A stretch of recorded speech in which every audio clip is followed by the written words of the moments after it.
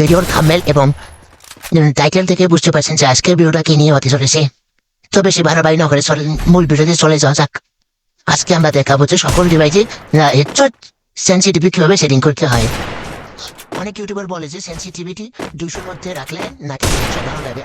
তো চলেন দেখা যাক সেন্সিটিভিটি কতর মধ্যে রাখলে হেডশট ভালো লাগে। তো এখান থেকে চলে যাবেন সিনেমা অপশনে গিয়ে সেন্সিটিভিটি অপশনে চলে যাবেন।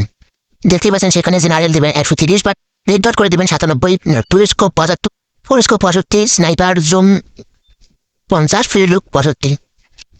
তো চলুন যাওয়া যাক ভিডিওর মাঝে।